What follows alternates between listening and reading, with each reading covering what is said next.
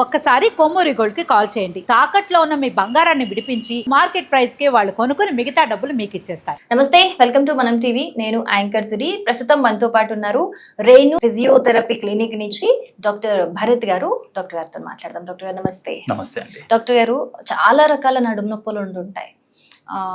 Disc కి సంబంధించి అని చెప్తుంటారు, లైక్ సయాటికా అని చెప్తుంటారు, మళ్ళీ డిఫరెంట్ మజిల్ కి రిలేటెడ్ చెప్తూ ఉంటారు. అంటే బేసిక్ గా కొంతమందికి ఐడియా ఉంటుంది, డిఫరెంట్ టైప్స్ ఆఫ్ పెయిన్స్ ఉంటాయి. సో అసలు ఆ డిఫరెంట్ టైప్స్ ఆఫ్ పెయిన్స్ ఏంటి, అండ్ మెయిన్ గా ఈ బిజీ లైఫ్ స్టైల్లో మనకి బ్యాక్ పెయిన్ రావడానికి గల మెయిన్ రీజన్స్ ఏంటి అంటారు? బ్యాక్ పెయిన్ రావడానికి చాలా రకాల రీజన్స్ ఉన్నాయి యాక్చువల్లీ. దాంట్లో ప్రధానంగా తీసుకునేది మన లైఫ్ స్టైల్ చేంజెస్ అని చెప్పొచ్చు జనరల్లీ. సో మీరు అన్నట్టుగా బ్యాక్ పెయిన్లో మజిల్కి సంబంధించిన ఇష్యూస్ ఉంటాయి, డిస్క్లకు సంబంధించిన ఇష్యూలు ఉంటాయి, నర్వ్స్కి సంబంధించిన ఇష్యూస్ ఉంటాయి. అయితే దీన్ని మనము రెండు విధాలుగా డివైడ్ చేసుకోవచ్చు.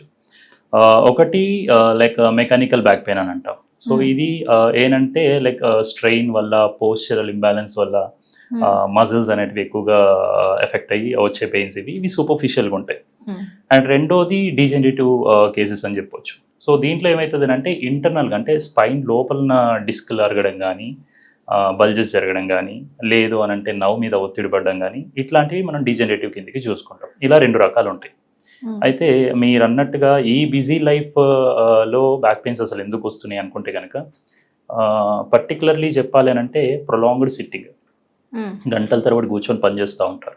అండ్ ఇంకోటి ఇంప్రాపర్ సిట్టింగ్ పోస్చర్, నిలబడడం కానీ, పడుకోవడం కానీ, పోస్చర్ సరిగా మెయింటైన్ చేయకపోవడం వల్ల వచ్చే ఛాన్సెస్ ఉంటాయి. అండ్ ఇంకోటి బరువులు ఎక్కువగా తీసుకోవడం, హెవీ వెయిట్స్ ఎక్కువ తీసుకోవడం వల్ల వచ్చే ఛాన్సెస్ ఉంటాయి. అండ్ ఒబేసిటీ వల్ల కూడా వచ్చే ఛాన్సెస్ ఉంటాయి. లైక్ ప్రాపర్గా ఎక్సర్సైజ్ లేకపోవడం వల్ల ఒబేస్ అయిపోయి దానివల్ల వచ్చే ఛాన్సెస్ ఉంటాయి. అండ్ ఇంకోటి మజిల్ వీక్నెస్ వల్ల, కండరాల బలహీనత డెవలప్ అవ్వడం వల్ల కూడా వచ్చే ఛాన్సెస్ ఉంటాయి. ఇలా చాలా రీజన్స్ ఉన్నాయి బ్యాక్ పెయిన్కి.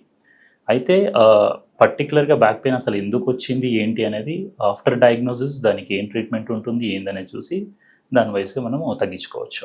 ఓకే, మీరు ఇందాక అన్నారు బరువులు ఎక్కువ ఎత్తినా కూడా బ్యాక్ పెయిన్స్ వచ్చే అవకాశం ఉంటుంది అన్నారు.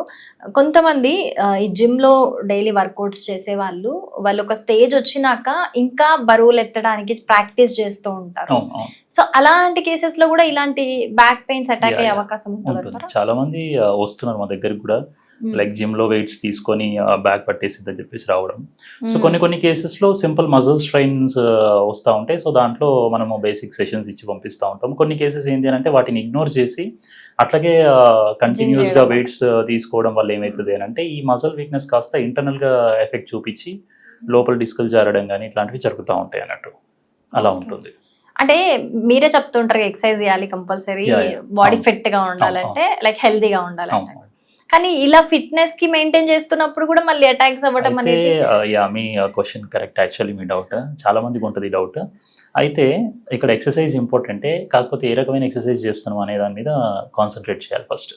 సో ఎక్సర్సైజ్ అనగానే వెయిట్స్ తీసుకోవడం ఒకటే కాదు, ఓకేనా. ఎక్సర్సైజ్ అనేది మన మజిల్స్ని బలపరచుకోవడము, స్ట్రెంథెన్ చేసుకోవడం, ఓకేనా. సో స్ట్రెంథనింగ్కి వెయిట్స్ ఒకటే తీసుకోవాల్సిన అవసరం లేదు. చాలా రకాల ఎక్సర్సైజ్ ఉంటాయి, ఏరోబిక్ ఎక్సర్సైజెస్, అవి ఫాలో అవుతూ స్ట్రెంత్ పెంచుకోవచ్చు. ఇక్కడ వెయిట్స్ తీసుకునే వాళ్ళు ఎస్పెషల్లీ వార్మప్ చాలా ఇంపార్టెంట్. ఇలాంటి వాళ్ళు ఏం చేస్తారని అంటే ప్రాపర్ వార్మప్ చేయకుండా గంటల తరబడి జిమ్ చేస్తూ ఉంటారు. బిఫోర్ వెయిట్ లిఫ్టింగ్స్ కనీసం ఒక అరగంట వార్మప్ ఉండాలి. లేదు అని అంటే వెంబడే వెళ్ళి ఆ వెయిట్స్ తీసుకుంటాను అని అంటే మజిల్ సపోర్ట్ చేయవు. అంటే అప్పుడు వార్మప్ వల్ల మజిల్ అనేది, వార్మప్ వల్ల మజిల్ వార్మప్ వల్ల మజిల్స్ కొంచెం మొబిలైజ్ అవుతాయి, అవి కొంచెం స్ట్రెంథెన్ అవుతాయి. సో దాని తర్వాత మనం వెయిట్స్ తీసుకున్నా కూడా మజిల్స్ అడాప్ట్ చేసుకోగలుగుతాయి. వెంటనే మనం వెయిట్స్ లిఫ్ట్ చేసినప్పుడు మజిల్స్ ప్రిపేర్డ్గా ఉండవు కాబట్టి లోడ్ ఎక్కువగా పడి డిస్క్ మీద ప్రెషర్ పడే ఛాన్స్ ఉంటుంది.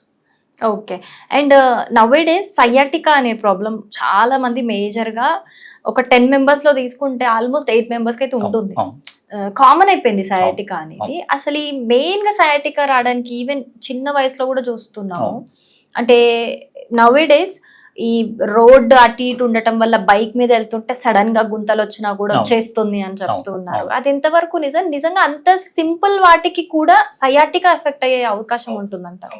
సో షయాటికా రీజన్స్ ఏంటి అని అంటే జనరల్లీ ఇక్కడ మెయిన్గా డిస్క్ జారి నరాన్ని నొత్తడం వల్ల షయాటికా ప్రాబ్లం అనేది వస్తుంది. ఇందాక మీరు అన్నట్టు కామన్గా రోడ్ మీద వెళ్తున్నప్పుడు కూడా గుంతల్లో పడి లేదా స్పీడ్ బ్రేకర్లు వచ్చి సో దానివల్ల కూడా అంత సింపుల్ వాటికి కూడా షాటికా వస్తుందా అంటే వస్తుంది. సో ఎందుకు వస్తుంది అని అంటే ఇక్కడ మెయిన్లీ మన వెన్నుపూసల్లో ప్రతి ఒక్క వెన్నుముక బోన్కి మధ్యలో ఒక డిస్క్ అనే స్ట్రక్చర్ ఒకటి ఉంటుంది.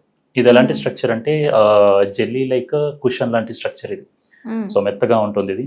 సో సడన్ జెక్స్ వచ్చినప్పుడు ఒకేసారి ఎగిరి కింద పడ్డప్పుడు ఏమవుతుంది అని అంటే మన స్పైన్ మీద ఒత్తిడి ఎక్కువైపోయి ఈ బోన్కి మధ్యలో ఉండే ఈ జెల్లీ లైక్ స్ట్రక్చర్ ఏదైతే డిస్క్ ఉంటుందో దీని మీద ప్రెషర్ ఎక్కువైపోయి ఆ డిస్క్ అనేది బయటికి జారుతూ ఉంటుంది.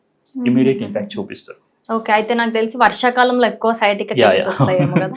వర్షాకాలంలో షాటికా కేసెస్ చూస్తాము అండ్ అలాగే లైక్ ఇంజురీ కేసెస్ కూడా ఎక్కువ చూస్తూ ఉంటాం. ఓకే, అంటే వాళ్ళ గుంతలు తెలియదు ఏం తెలియదు కాబట్టి ఆబ్వియస్ గా పడతారు, జరుగుతూ ఉంటాయి, ప్రెషర్ వస్తూ వస్తూ ఉంటుంది. ఉంటుంది. ఓకే, దీనికి ఎలాంటి టైప్స్ ఆఫ్ ట్రీట్మెంట్స్ ఉంటాయండి ఫిజియోలో? ఇందాక మనం మాట్లాడుకున్నట్టు డయాగ్నోసిస్ ఇంపార్టెంట్ యాక్చువల్లీ.